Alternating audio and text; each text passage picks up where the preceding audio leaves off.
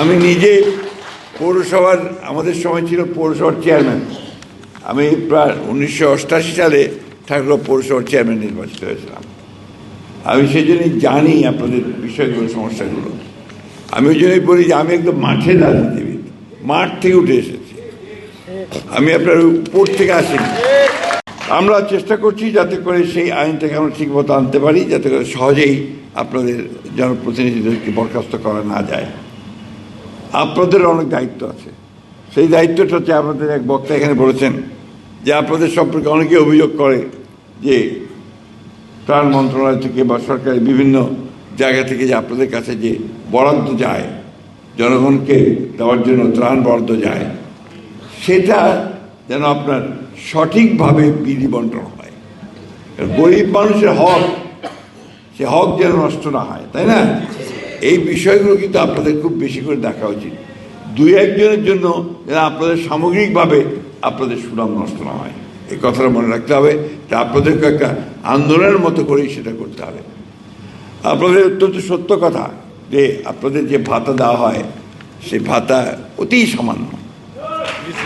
গণতন্ত্র শক্তিশালী হবে।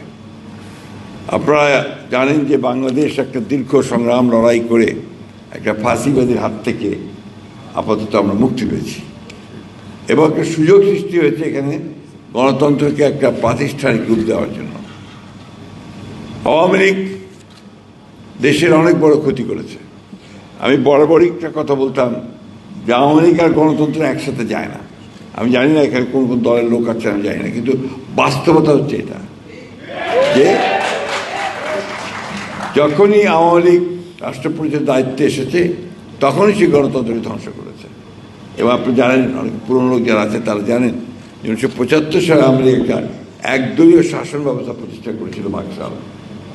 পরবর্তীকালে আবার এইবার যখন আওয়ামী লীগ 2009 সালে ক্ষমতায় আসলো, আসার পরের থেকে এক এক করে গণতন্ত্রের প্রতিষ্ঠানগুলোকে ধ্বংস করে দিয়ে আওয়ামী লীগ একটা একদলীয় শাসন ব্যবস্থার মতোই একটা ফ্যাসিবাদী শাসন ব্যবস্থা তৈরি করলো, তাই না? আপনারা কেউ কোনো কথা বলতে পারতেন? ইলেকশন করতে একটাও ঠিক হয় নাই, সব নিয়ে চলে গেছে জোর করে, লুট করে, তাই না? তারপরে যেগুলো যে কয়েকজন বিরোধী দল হলো, অর্থাৎ বিএনপিতে হলো বা জামাত ইসলামের হলো বা অন্যান্য কোন দলগুলোর হলো, সেগুলোকে আবার ওই আপনার মন্ত্রণালয় থেকে আপনার বাতিল করে দিচ্ছিল, বরখাস্ত। সাধারণ জনগণ তাদের কাজগুলো খুব কাছে থেকে পায় এবং সিদ্ধান্তটা তারা নিজেরাই নিজেরটা নেয়। আপনারা এই জন্যই কিন্তু তাদের গণতন্ত্র অনেক বেশি শক্তিশালী হয় তখনই যখন স্থানীয় সরকারটা শক্তিশালী হয়। আমরা বাংলাদেশে 1971 সালের স্বাধীনতা যুদ্ধের পরে আমরা আশা করেছিলাম যে স্থানীয় সরকারটা আমাদের শক্তিশালী হবে, কিন্তু দুর্ভাগ্যজনকভাবে আমরা সেটাকে খুব শক্তিশালী আমাদের ব্যবস্থার মধ্যে দিয়ে শক্তিশালী প্রতিষ্ঠানে পরিণত করতে পারিনি।